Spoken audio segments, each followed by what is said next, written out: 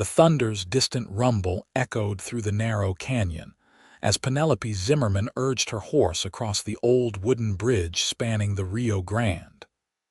It was 1882, and New Mexico territory was no place for a woman alone, especially with storm clouds gathering on the horizon.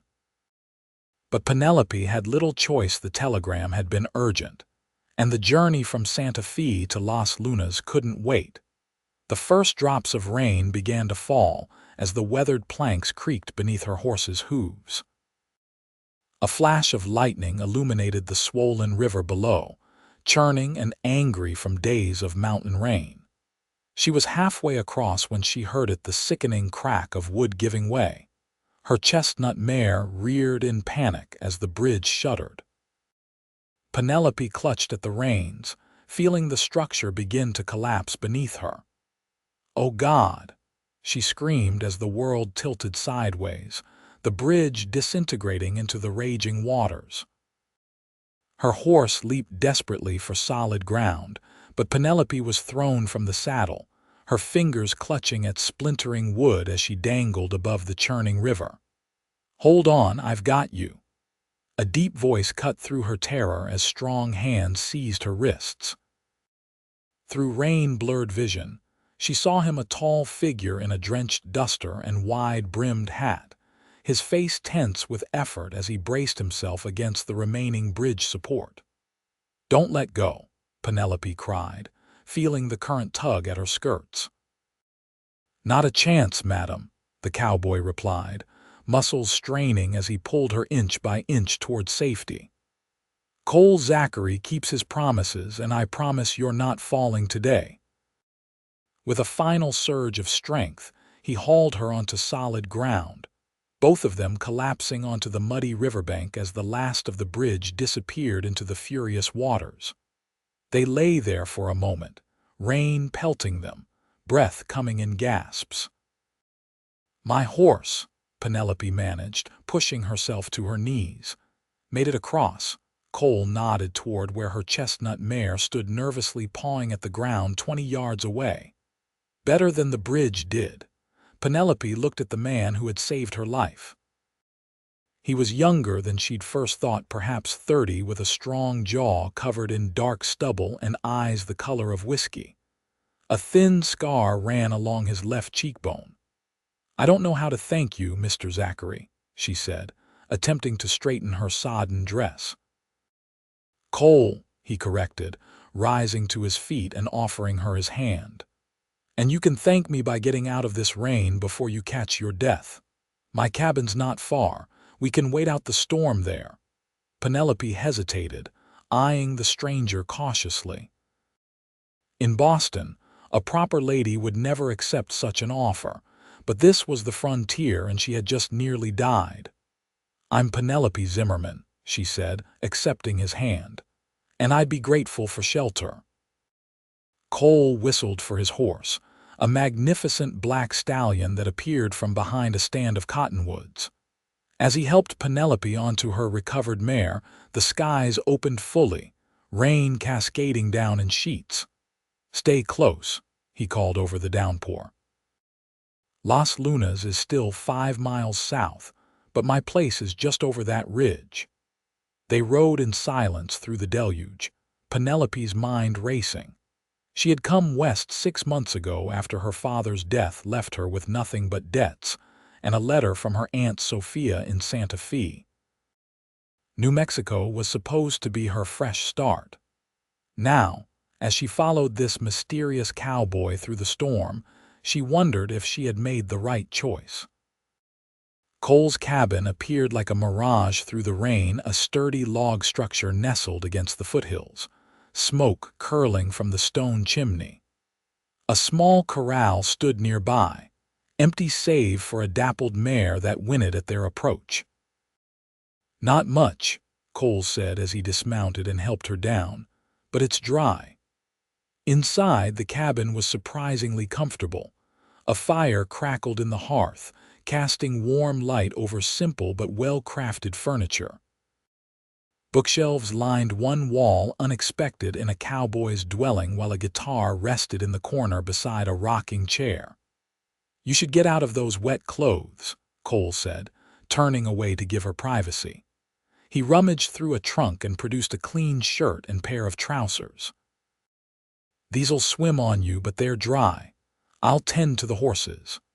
When Cole returned, Penelope was seated by the fire, his clothes comically large on her slender frame. She'd let down her dark hair to dry, and it fell in damp waves past her shoulders. Something shifted in Cole's expression as he looked at her, a softening around his eyes. "I've put some coffee on," he said, hanging his dripping hat and duster by the door. "Mind if I ask what brings a Boston lady to these parts, and crossing bridges in storms, no less?" Penelope raised an eyebrow. "How did you know I'm from Boston?" A small smile tugged at his lips. "Your accent, and those boots too fine for New Mexico mud." "I'm staying with my aunt in Santa Fe," she explained. "I received a telegram yesterday. A family friend in Las Lunas is ill, possibly dying. I couldn't wait." Cole nodded, pouring coffee into 2 tin cups. The Bearless Bridge was the only crossing for miles, although now there's no crossing at all, Penelope finished. "What about you, Mr. Zachary? What brings a man with a bookshelf full of Shakespeare to a cabin in the middle of nowhere?" Something flickered across his face, wariness perhaps, or surprise at her observation. "Most folks around here just think I'm a rancher with notions above my station." "Are you?" "A rancher, I mean, among other things." He handed her the coffee. "I've got a small spread about a mile north. 30 head of cattle, nothing special. This cabin belonged to a friend. I'm just looking after it for a while." Before she could press further, a particularly violent gust of wind rattled the windows. Cole moved to stoke the fire, and Penelope caught sight of a badge tucked inside his vest as it fell open, a U.S. Marshal's star. "You're not just a rancher," she said softly. Cole's shoulders tensed before he turned to face her. "No, madam, I'm not. But around these parts, it's sometimes safer if people don't know that." "Are you hunting someone? You ask a lot of questions, Miss Zimmerman." "Nearly dying tends to make one curious about her rescuer," she replied, meeting his gaze steadily. A beat of silence passed between them before Cole sighed and sat across from her. "I'm tracking a man named Victor Crane," he said finally.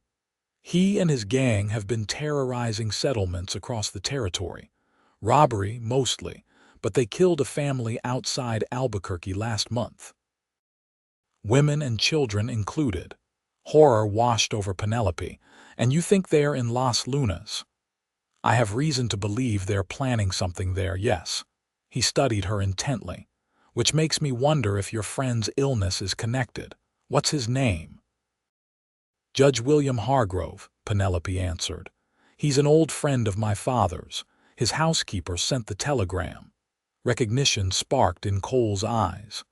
"Judge Hargrove has been sentencing captured members of Crane's gang if Crane wanted revenge." Penelope set down her cup with shaking hands. "You think his illness might not be natural? I can't say for certain, but it's a coincidence worth investigating." Cole leaned forward, his expression grave. "Miss Zimmerman, when the storm passes, I'd advise you to return to Santa Fe." "I can't," she said firmly. "Judge Hargrove has no family. If he's in danger, I won't abandon him." Cole studied her, seeming to weigh her determination. "Then it appears we're heading to Las Lunas together. But not tonight. The river won't be passable until the rain stops, and we'll need to find another crossing." As night fell, the storm showed no signs of abating. Cole prepared a simple meal of beans and cornbread, which they ate in companionable silence. Penelope found herself stealing glances at him, the way the firelight caught his profile, the careful precision of his movements. "You said you knew my accent," she ventured as they finished eating. "Have you been to Boston?" A shadow crossed his face. "Once, A lifetime ago. And the books, she nodded toward the shelf. Not the usual cowboy reading. My mother was a school teacher, he said, surprising her with his openness. Taught me to read before I could ride.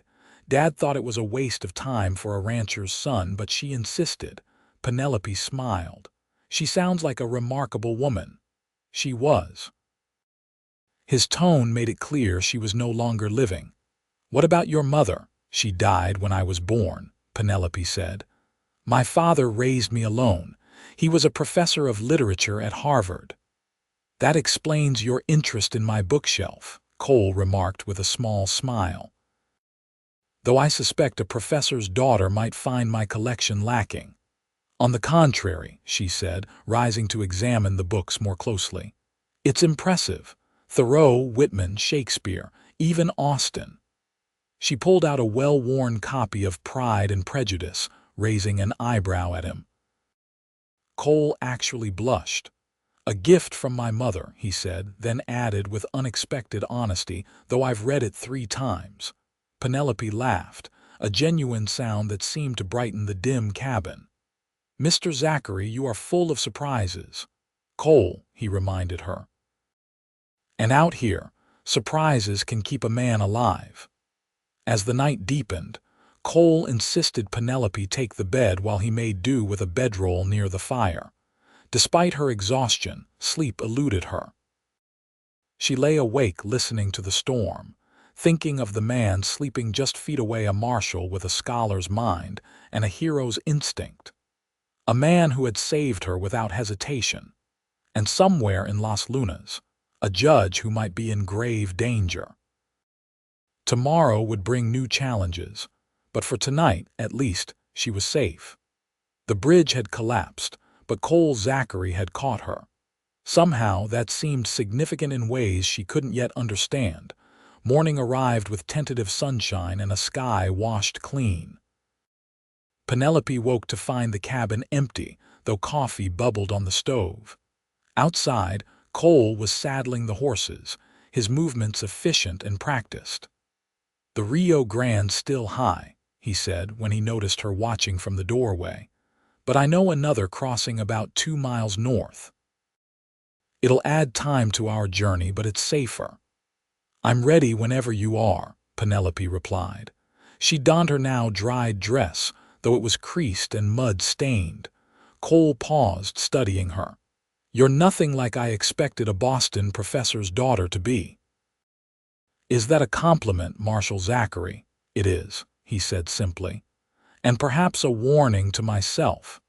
Before she could ask what he meant, he turned back to the horses. We should reach Las Lunas by midday if we leave now. They rode in companionable silence, following a trail that wound through stands of pinyon pine and across open grassland. The recent rain had brought out wildflowers in explosive patches of color. Twice, Cole stopped to examine tracks in the mud boot prints from multiple riders. Crane's men. Penelope asked the second time. Cole nodded grimly. 4 riders headed toward Las Lunas, no more than a day ahead of us. They destroyed the bridge after crossing, Penelope realized. That's why it collapsed so easily. Likely sabotaged the supports, Cole agreed. They wouldn't want anyone following too quickly. By late morning, they crested a rise that afforded them a view of Las Lunas spread out below a small but bustling settlement nestled in the valley, the church spire rising above adobe buildings. Judge Hargrove's home is on the north edge of town, Penelope said, pointing to a large house set apart from the others. Cole frowned. Too exposed. If Crane's men are here, they'll have eyes on it. Then how do we approach? There's a back road through the orchards, he said after a moment's thought. Less visible. But first, we need to know what we're riding into. They descended toward town, but instead of taking the main road, Cole led them to a small homestead just outside the settlement. An older Mexican woman was hanging laundry when they rode up. Senora Ortiz, Cole called, tipping his hat respectfully. The woman's weathered face broke into a smile. Marshal Zachary, it has been too long. Her eyes landed curiously on Penelope. This is Miss Zimmerman, Cole introduced her. She's here to visit Judge Hargrove. Senora Ortiz's late husband was the sheriff here for 20 years, he explained to Penelope. Her eyes and ears are still the sharpest in the county.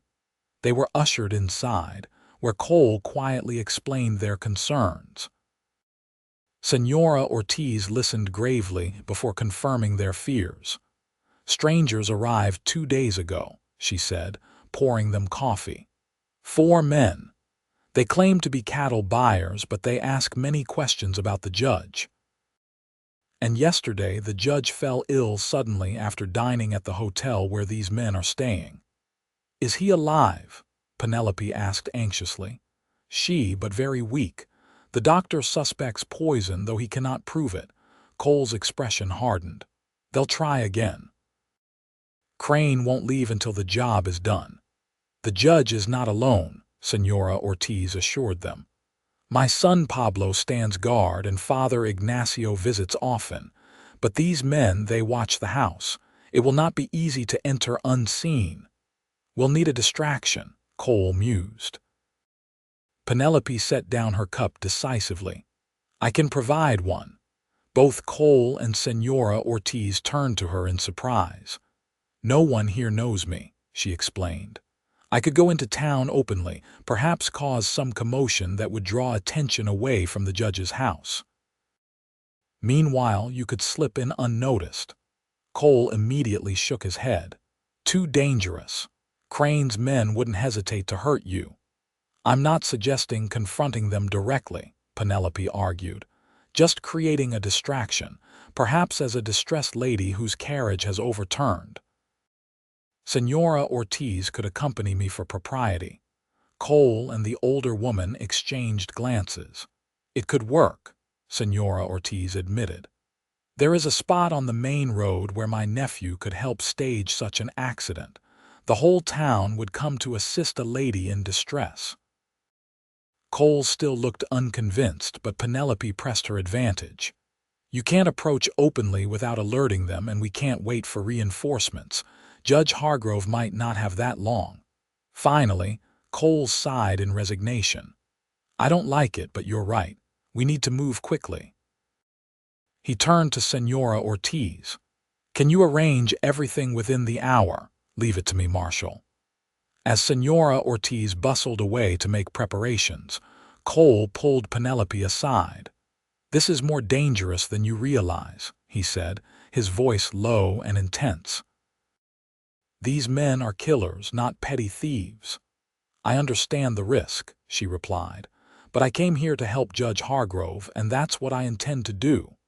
Something in her steadfast gaze seemed to impress him. You'd have made a fine marshal, Miss Zimmerman, he said with reluctant admiration. Penelope, she corrected him with a small smile. If I'm to risk my life as part of your plan, I think we can dispense with formalities. An hour later, everything was in place. Penelope and Senora Ortiz rode in an old wagon toward the center of Las Lunas, while Cole took a circuitous route to approach the judge's house from behind. The plan was simple.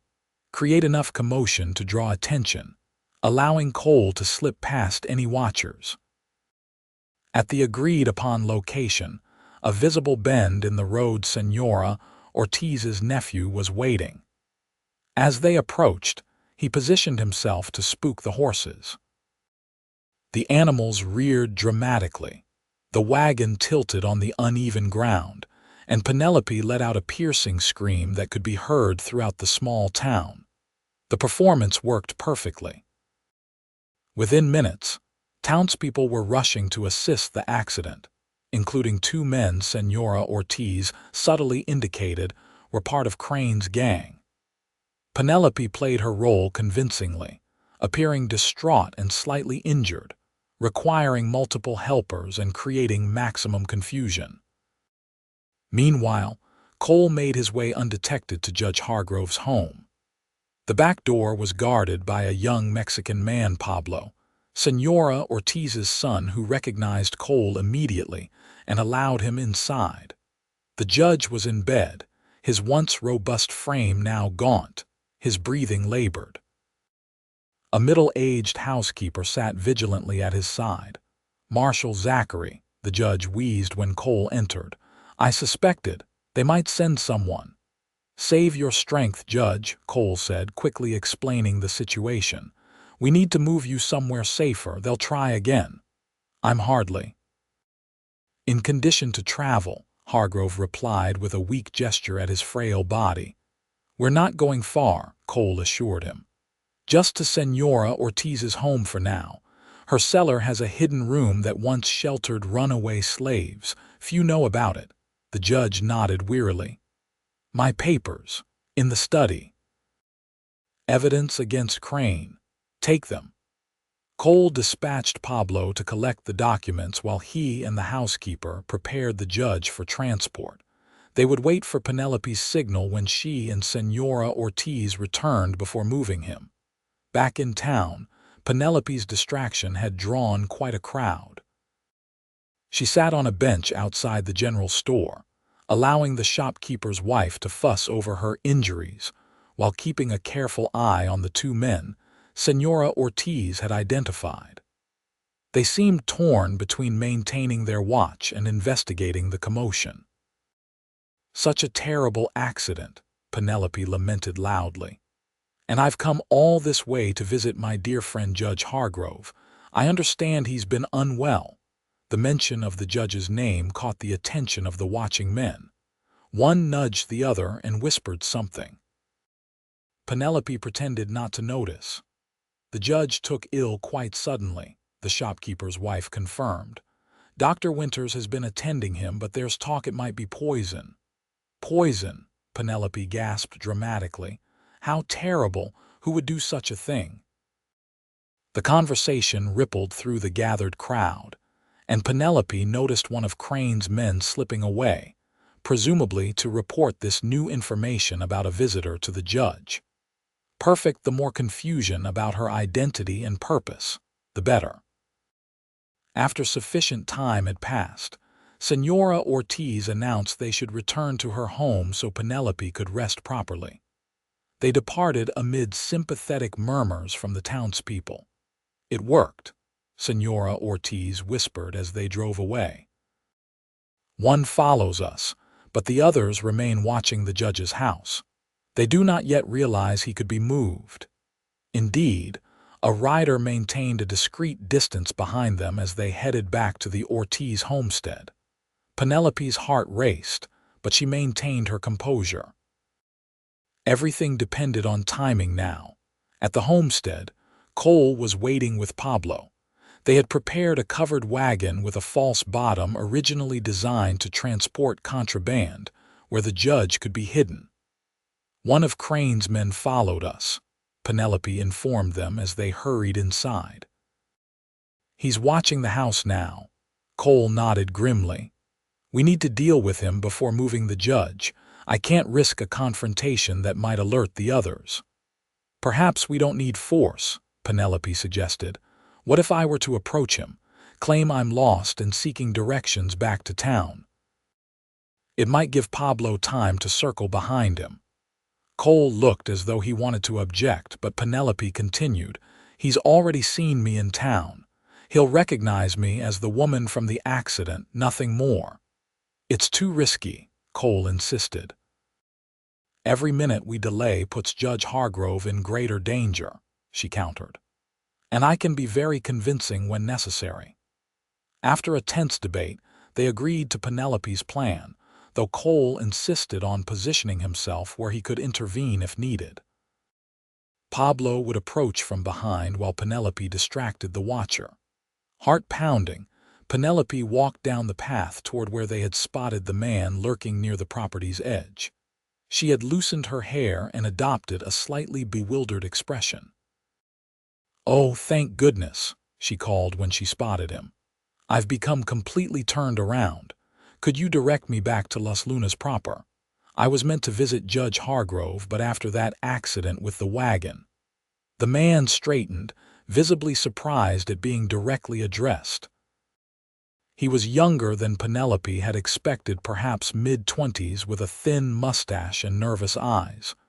"You're going the wrong way, madam," he said, his hand drifting toward his holstered pistol. "Town's back that direction." "Is it? How foolish of me." Penelope took a step closer, noting how his eyes darted around suspiciously. "I'm so grateful to find someone helpful. I was beginning to fear I'd be lost until nightfall." As she kept him talking, she glimpsed Pablo moving silently through the brush behind him. The young Mexican was almost in position when the watcher's expression suddenly hardened. "Wait a minute," he said, drawing his gun. "You're with that marshal, aren't you?" Before Penelope could respond, Cole's voice rang out from behind her. "Drop the gun, son. You're outnumbered." The young man spun around, finding himself facing Cole's steady revolver. At the same moment, Pablo emerged from the brush behind him, rifle aimed. "You're making a mistake," the watcher stammered. "You don't know who you're dealing with." "Victor Crane," Cole said calmly. "I know exactly who I'm dealing with. Now drop the gun before you join his last two associates in the territorial prison." Something in Cole's tone, absolute certainty and unwavering resolve, convinced the young man. He slowly lowered his weapon. "He'll kill me if I don't report back," he said as Pablo relieved him of his pistol. "You have a choice to make," Cole told him. "Help us, and I'll testify that you cooperated, or stick with Crane and hang alongside him when this is over." The young man, barely more than a boy, really looked from Cole to Penelope and back, indecision written across his face. Finally, his shoulders slumped. "What do you want to know?" With their prisoner secured, Cole extracted vital information. Crane and his remaining two men were planning to attack the judge's house that night. They had a contact at the hotel who had been poisoning the judge's food, but the dose hadn't been strong enough to kill him outright. "Crane wants him to suffer first," the young man, who identified himself as Liam, explained. "The judge sentenced his brother to hang last year. Armed with this information, they formulated a new plan. They would move Judge Hargrove to Senora Ortiz's hidden cellar room immediately, then set a trap for Crane at the judge's house that night." "I need to get word to the sheriff in Albuquerque," Cole said. "With what we know now, we can end this today."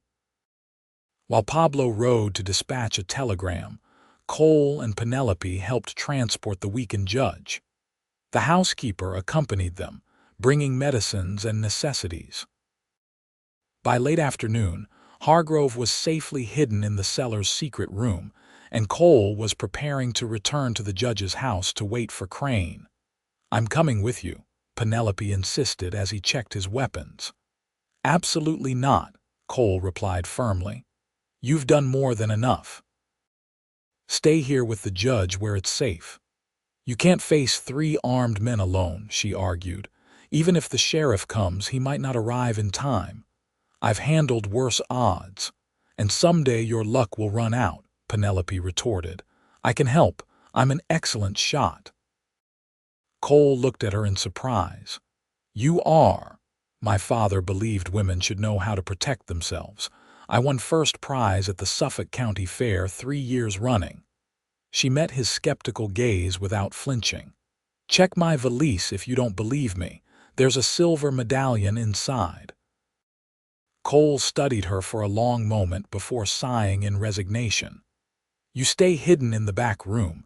You don't emerge unless absolutely necessary. Understood?" Penelope nodded solemnly. "Understood."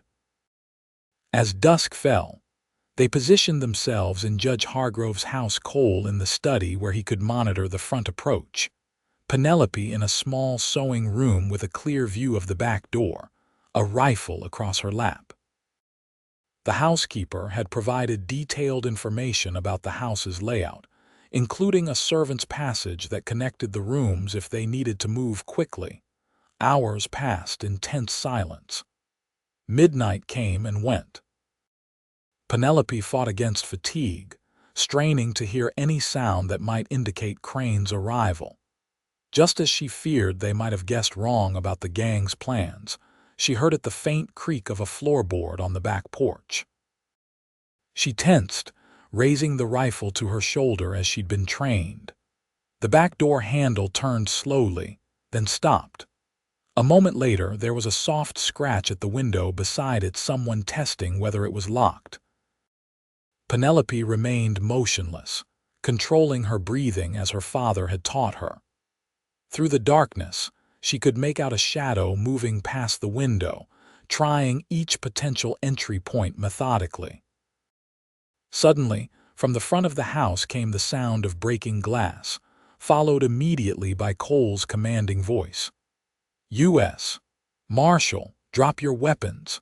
Gunfire erupted, and the shadow at Penelope's window abandoned caution, smashing through the glass with the butt of a rifle. She fired without hesitation, the report of her rifle deafening in the small room. The intruder cried out, stumbling backward onto the porch. More gunshots echoed from the front rooms. Penelope reloaded quickly, moving to the servants' passage as she'd been instructed if trouble came. Halfway through the narrow corridor, a side door burst open and a tall, bearded man appeared, blood streaming from a wound in his arm. "Well, what have we here?" he growled, raising his pistol. Penelope fired first, her bullet catching him in the shoulder and spinning him against the wall. He recovered quickly, lunging for her with surprising speed. The rifle was knocked from her hands as they grappled in the confined space. The man was strong despite his wounds, his hands closing around Penelope's throat. Spots danced before her eyes as she struggled for breath. With desperate strength, she drove her knee upward, striking him in the most vulnerable place she could reach. His grip loosened enough for her to break free, but as she stumbled backward, he drew a knife from his boot. "Crane sends his regards to the judge," he snarled, advancing on her. A shot rang out, and the man jerked backward, a look of surprise crossing his face before he crumpled to the floor. Behind him stood Cole, his revolver still raised, a thin line of blood running down his temple from a gash along his hairline. "Are you hurt?" he demanded, stepping over the fallen attacker to reach her. "No," Penelope gasped, rubbing her bruised throat. "You're bleeding." "It's nothing, window glass." He gently tilted her chin to examine the marks on her neck, his expression darkening. "I should never have let you come. Is it over?" she asked, ignoring his self-recrimination.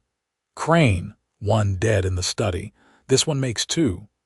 Cole glanced down at the man he'd shot. But Crane himself wasn't among them.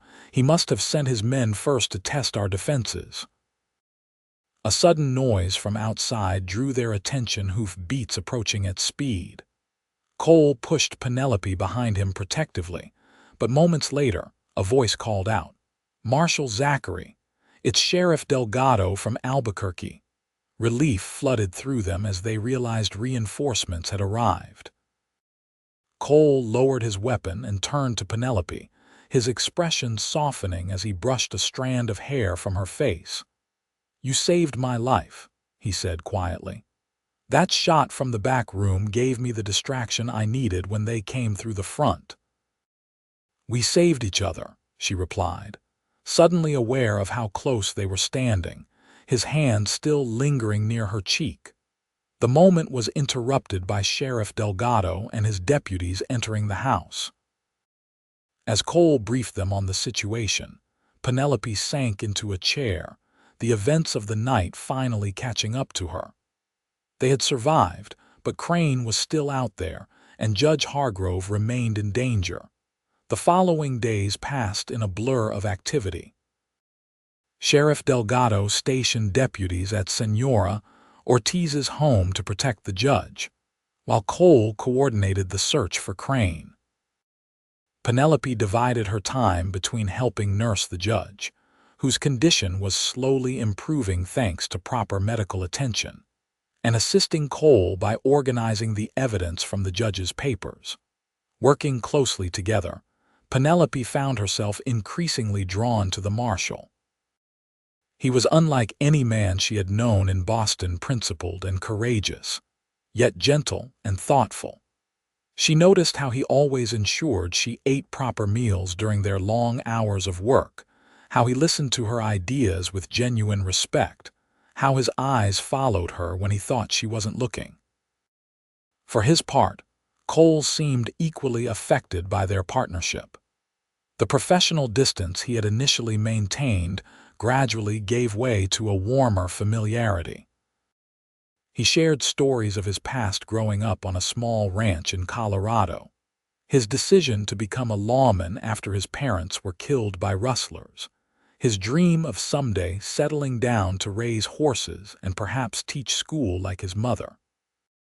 4 days after the attack at the judge's house, they received news that changed everything. A telegram arrived from Santa Fe. Victor Crane had been spotted boarding a train bound for Denver. "He's running," Cole said, pacing the length of Senora Ortiz's kitchen. "With his gang broken, he's cutting his losses." "Isn't that good news?" Penelope asked. "The judge will be safe now." Cole shook his head. "Crane will just start over somewhere else. More innocent people will die." He stopped pacing, his decision made. "I have to go after him. To Denver." Penelope felt a hollowness form in her chest at the thought of him leaving. "I'll wire ahead to alert the authorities there, but yes, I need to see this through." He met her gaze. "Judge Hargrove is out of danger. You can return to Santa Fe knowing you've fulfilled your purpose here." "Is that what you think I should do?" she asked quietly. Cole looked away. "It's the sensible thing." "I didn't come west to be sensible, Cole." The words escaped before she could reconsider them. "I came to start a new life." He turned back to her, something unreadable in his expression. "What are you saying, Penelope?" "I'm saying." She hesitated, gathering her courage. "I'm saying that in the short time I've known you, I've discovered more about myself, about what I'm capable of, than in 25 years in Boston. I'm saying that the thought of you riding away alone feels wrong in ways I can't fully explain." Cole stepped closer, his voice low and intense. "It's dangerous, what I do. The life I lead doesn't allow for attachments." "Yet you dream of a ranch and teaching school," she countered. "Those aren't the dreams of a man who wants to chase outlaws forever." He reached out, hesitantly touching her cheek. "No, they're not." The moment stretched between them, full of unspoken possibilities. Finally, Cole sighed, dropping his hand. "I have to finish this first," he said. "Crane has to be brought to justice. After that, perhaps we could talk about those dreams." Penelope nodded, understanding his sense of duty even as disappointment washed through her. "When will you leave?" "First light tomorrow. The morning train to Santa Fe, then on to Denver." That evening, as Penelope sat alone on Senora Ortiz's porch watching the sunset paint the western sky, Judge Hargrove joined her. He was still weak but improving daily. "Marshal Zachary tells me he's leaving for Denver," the judge said, settling carefully into a chair beside her. "Yes. He believes it's his duty to see this through to the end." Hargrove studied her face. "And you wish he felt differently?" "Is it that obvious?" Penelope asked with a rueful smile. "Only to someone who has seen as much of life as I have." The judge's weathered face creased in a kind smile. "He cares for you deeply, you know. I've known Cole since he was a deputy in Santa Fe 5 years ago. I've never seen him look at anyone the way he looks at you. Yet he's leaving. Because that's the man, he is one who finishes what he starts. It's why I trust him with my life." Hargrove patted her hand. "But that doesn't mean he must finish it alone." Penelope turned to him, puzzled. "What do you mean?" "I mean, my dear, that sometimes the bravest souls need someone equally brave beside them." He rose slowly. "Think on it. And remember, bridges may collapse, but that doesn't mean we stop crossing rivers. We simply find another way." His words stayed with Penelope through the night as she made her decision. Dawn found her at the Las Lunas station, carpetbag in hand, as Cole prepared to board the northbound train. He froze when he saw her, surprise and something like hope flashing across his face. "Penelope, what are you doing here?" "Buying a ticket to Denver," she replied calmly. "I've never seen the Rocky Mountains." Cole approached slowly as if afraid she might disappear. "This isn't a sightseeing trip. I'm aware. It's a manhunt for a dangerous criminal." She met his gaze steadily. "I've proven I can handle myself in dangerous situations, and two sets of eyes are better than one." "Penelope, I'm not asking permission, Cole," she interrupted gently. "I'm informing you of my plans. If you prefer we travel separately, I understand, but I am going to Denver." For a moment, he simply looked at her, a complex mix of emotions playing across his face. Then, unexpectedly, he laughed, a warm, genuine sound that crinkled the corners of his eyes. "You are the most stubborn woman I've ever met," he said, shaking his head in amazement. "I prefer determined," she replied with a smile. Cole's expression softened as he took her carpetbag from her hand. "We'll need to wire ahead. Let the Denver office know to expect two of us." He paused, his eyes holding hers.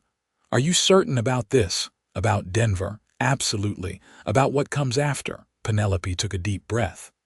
"That depends on what you want, Cole Zachary." The train whistle blew, signaling the final boarding call. Cole offered his arm, which she took. "What I want," he said as they walked toward the train, "is to catch Victor Crane, and then, perhaps, to show a Boston professor's daughter the perfect spot for a horse ranch near the Colorado River." Penelope's heart leaped. "That sounds like a fine itinerary, Marshall." The journey to Denver took them through the spectacular scenery of northern New Mexico and into Colorado, the landscape growing more dramatic with every mile. They shared a compartment, using the time to review everything they knew about Crane, his habits, his appearance, his known associates in Denver. But there were quieter moments, too. Times when their conversation drifted to personal hopes and fears, to shared tastes in literature, to gentle teasing about Eastern refinement versus Western practicality. During one such moment, as the train wound through a mountain pass, Cole's hand found hers resting on the seat between them. Neither acknowledged it directly, but neither pulled away. Denver greeted them with bustling energy, a city growing with astonishing speed, fueled by silver and gold from the mountains. After checking into separate rooms at a respectable hotel, they met with the local marshal, who had already begun surveillance of Crane's known haunts. "He's been spotted at the Silver Dollar," the Denver marshal informed them. "High-stakes poker games in the back room. Seems to be flush with cash. Probably what he took from his last robbery before Las Lunas," Cole surmised. "Any known associates with him?" "Just one, a fancy-dressed fellow who calls himself James Thornfield. Claims to be a mining investor, but we suspect he fences stolen goods for Crane." They developed a plan. The Denver marshal would continue official surveillance, while Cole and Penelope would approach from a different angle. Penelope would pose as a wealthy widow looking to invest in mining operations, using Thornfield to get close to Crane. "It's too dangerous," Cole objected when she first suggested the idea. "Crane's a killer." "He's also greedy," Penelope countered, "and he doesn't know me. A woman with money to invest won't raise his suspicions the way another man might." Reluctantly, Cole agreed, though he insisted on thorough preparations. Penelope would need appropriate attire, a convincing backstory, and most importantly, protection. Cole would pose as her business advisor, never far from her side. Using funds wired from her account in Santa Fe, Penelope purchased a stunning black gown with subtle jet beading appropriate for a wealthy widow, along with elegant accessories. When she emerged from her room dressed for their first visit to the Silver Dollar, Cole's expression of stunned appreciation was all the confirmation she needed that the transformation was convincing. "You look," he began, then seemed to lose his train of thought. "Believable," she supplied with a small smile. "Beautiful," he corrected, offering his arm. "Mrs. Alina Russell and her advisor are ready to take Denver by storm."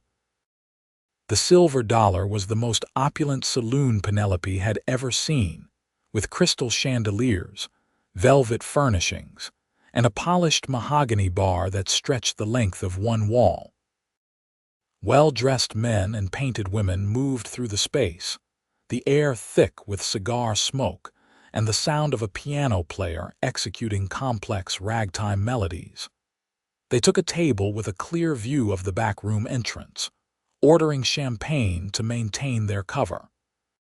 Cole kept his voice low as he oriented her. "Thornfield is at the bar, blue waistcoat, gold watch chain. Crane isn't visible yet, likely in the back at the poker tables." He sipped his champagne, his eyes never ceasing their careful surveillance. "Follow my lead. If anything feels wrong, we abort immediately." Penelope nodded, adjusting the lace gloves she wore. Her heart raced with a mixture of fear and exhilaration as she prepared to step into her role. When Cole nodded subtly toward the bar, she took a deep breath and began. "Mr. Prentice," she said, loud enough to be overheard by nearby tables, "I really must insist on exploring more promising investments. The returns from the Silverton operation are simply inadequate." Cole played along perfectly, arguing for conservative approaches while Penelope pressed for more ambitious ventures. Their staged disagreement drew attention, including that of James Thornfield, who watched them with growing interest from his position at the bar. It took only 20 minutes before he approached their table, introducing himself with practiced charm.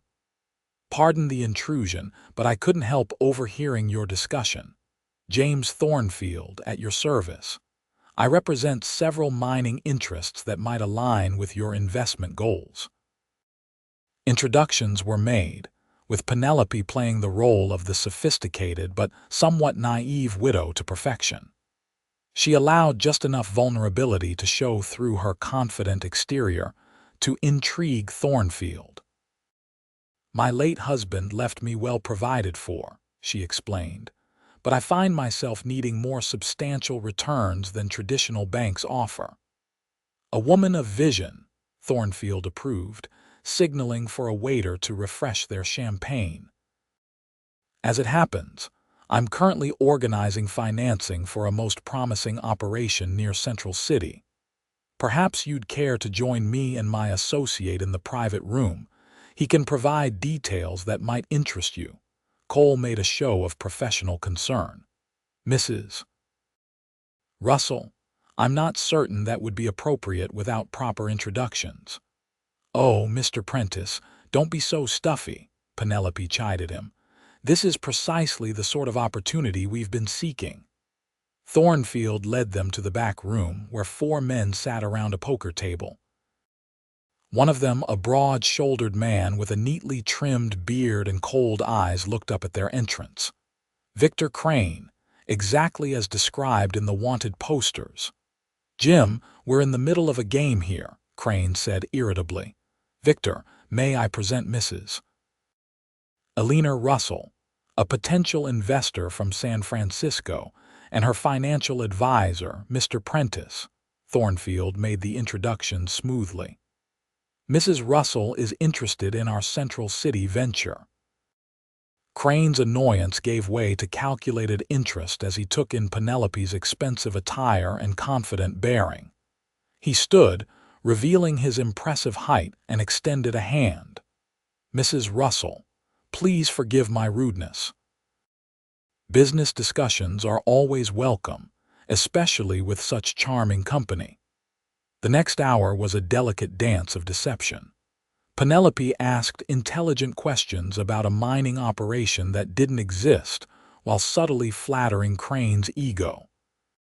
Cole maintained his role as the cautious advisor, using it as cover to study the room's layout and note the weapons carried by Crane and his companions. By the end of the evening, they had achieved their objective and invitation to meet Crane the following day to discuss the investment in greater detail. "A private dinner at my hotel," Crane suggested. "The Brown Palace. 7 o'clock. Mr. Thornfield will provide the prospectus beforehand." As they left the Silver Dollar, Cole kept his arm firmly around Penelope's waist, maintaining their cover until they were well away from the saloon.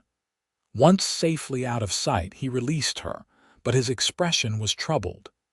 "He didn't recognize me," Cole mused as they walked back to their hotel. But something felt wrong. He agreed too easily. "Perhaps he's simply eager for investment money," Penelope suggested. Cole shook his head. "Crane doesn't need legitimate investments. He's after something else." By morning, Cole's concerns were validated. The Denver marshal arrived at their hotel with disturbing news. "Crane's been asking questions about a U.S. Marshal from New Mexico Territory," he informed them grimly. "Described you perfectly, Zachary. I think your cover may be compromised." Cole paced the hotel room, thinking through the implications. "He suspects, but he's not certain. Otherwise, he wouldn't have invited us to dinner tonight." "It's a trap," Penelope realized. "Yes," Cole agreed, "but it might also be our best opportunity to take him into custody. He'll be expecting us to come to him, but we can use that expectation against him." They spent the day revising their plan with the Denver marshal. Instead of meeting Crane at the Brown Palace, they would arrange to have local deputies in position to apprehend him when he arrived. Meanwhile, Cole and Penelope would secure a warrant to search his hotel room, hoping to find evidence of his crimes. Everything was in place by late afternoon. The Denver marshal had stationed plain-clothed deputies near the Brown Palace, while Cole and Penelope, accompanied by 2 additional lawmen, approached Crane's room from the service entrance. The hotel manager unlocked the door with a passkey, and Cole entered first, gun drawn. The room was empty, but signs of hasty packing were evident: drawers left open, discarded papers in the fireplace, a half-empty bottle of whiskey on the desk. "He's running again," Cole said, frustration evident in his voice. "He must have figured out who we are." Penelope moved to the fireplace, where several documents were partially burned. Carefully extracting the fragments, she pieced together a disturbing picture. "Cole, look at this," she called, spreading the charred papers on the desk. "It's a railway schedule with the eastbound train to Chicago circled, and this appears to be a telegram confirming passage on a steamship from New York to London." Cole studied the evidence, his expression grim. "He's not just running, he's leaving the country." "When is that eastbound train scheduled?" 6:30 this evening," Penelope read from the surviving fragment. "That's less than an hour from now." They rushed to alert the Denver marshal, who immediately redirected his men to the train station. As they hurried through the streets, Cole turned to Penelope. "I want you to stay back when we reach the station," he said firmly. "If Crane is cornered, he'll be at his most dangerous." "We're partners in this," she objected. "I'm not going to hide while you face him. Penelope, please." "I can't focus if I'm worried about your safety." "And I can't bear the thought of you facing him alone," she retorted.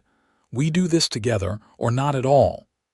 They arrived at the station to find it crowded with travelers.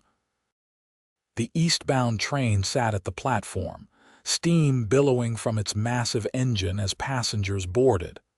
The Denver deputies had positioned themselves strategically throughout the concourse, but there was no sign of Crane. He could be anywhere. the Denver marshal said, scanning the crowd. Or already aboard the train? Cole made a quick decision. I'll check the train cars. Marshal, secure the exits. Penelope, I'll check the waiting rooms and ticket offices, she said, not waiting for his instruction. Before he could object, she moved purposefully through the crowd. Cole watched her go, torn between admiration and concern, before turning to his own task. Penelope moved systematically through the station's public areas, her eyes searching for Crane's distinctive figure. In the first-class waiting room, she spotted Thornfield pacing nervously near the windows, but no sign of Crane himself.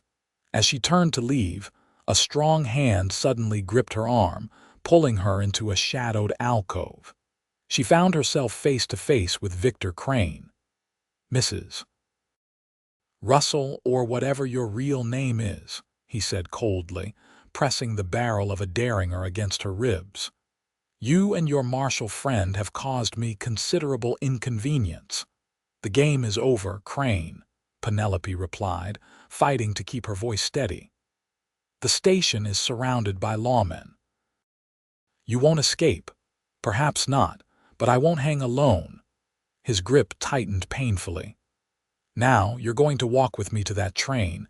Any signal to your friends, any wrong move, and I'll put a bullet in you before they can reach us." With the gun pressed against her side, concealed by his coat, Crane forced her toward the platform. Penelope's mind raced, calculating options, opportunities. They were halfway to the train when she spotted Cole emerging from one of the forward cars, scanning the platform. Their eyes met across the crowded space, and understanding passed between them instantly. Cole's hand moved subtly toward his holster as he began making his way through the throng of passengers.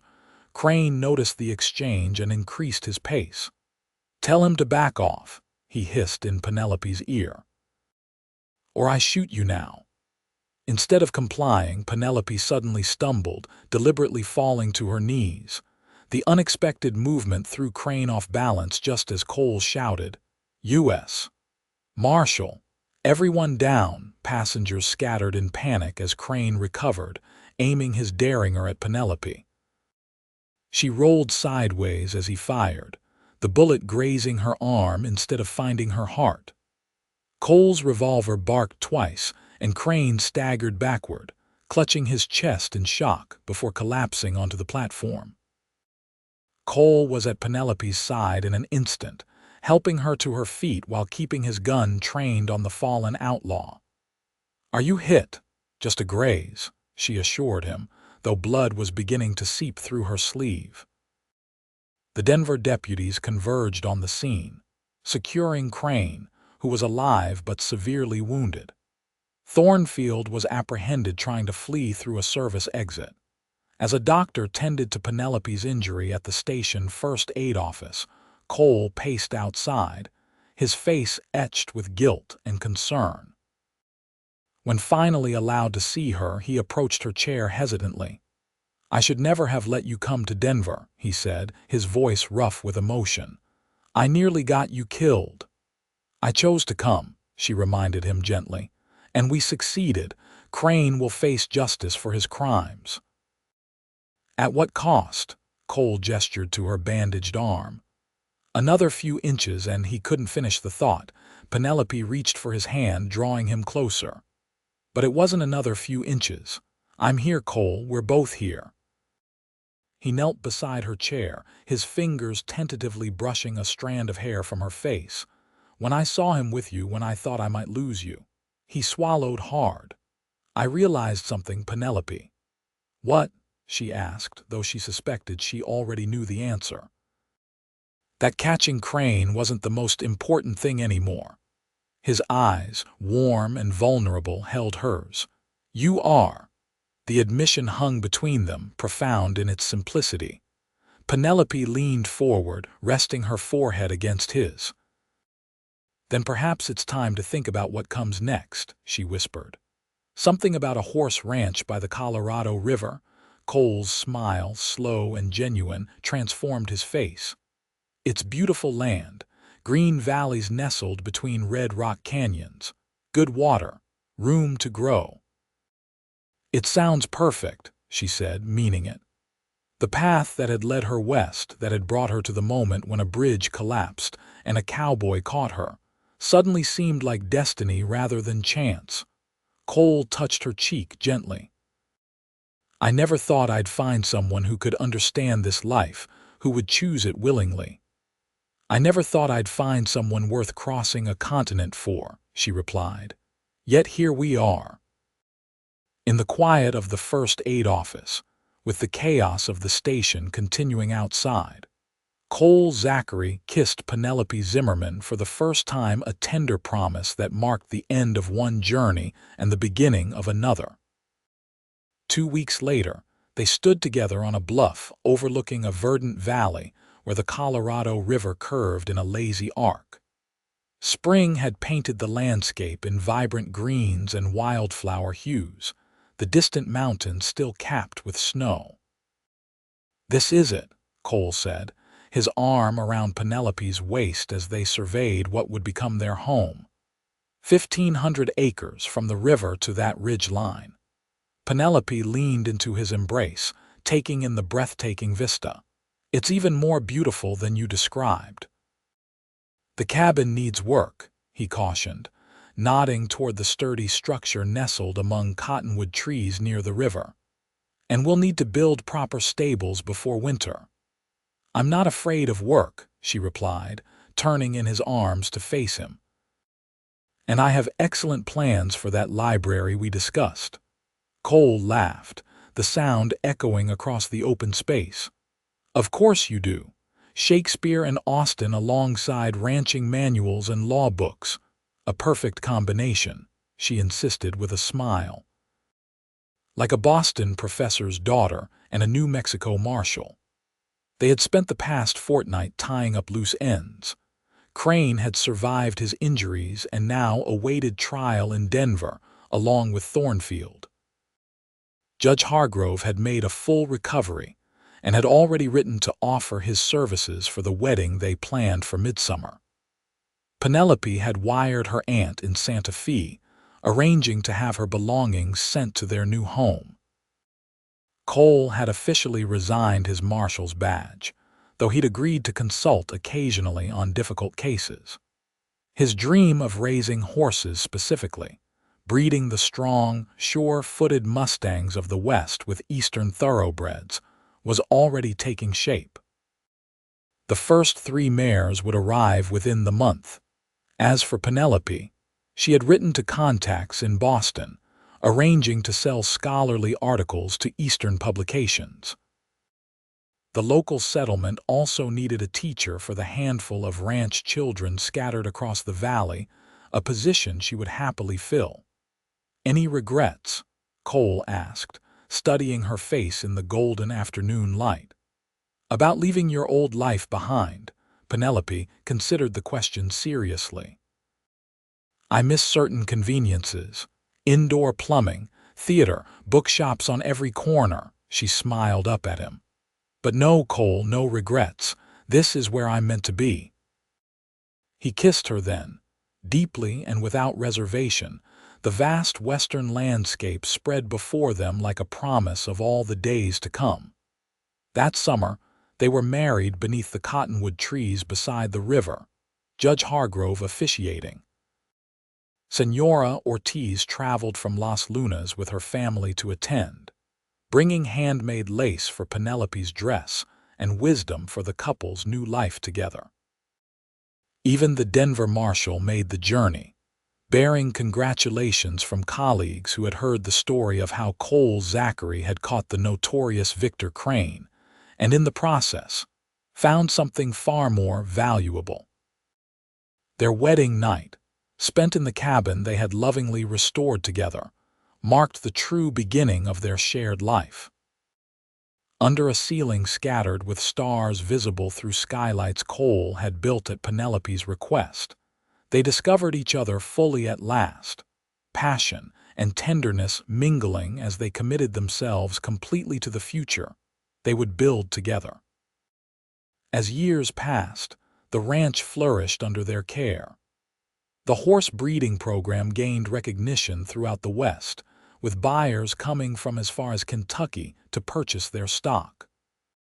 The cabin expanded into a proper house, with the promised library occupying a sun-filled corner where Penelope wrote her articles and prepared lessons for the small school they established for local children.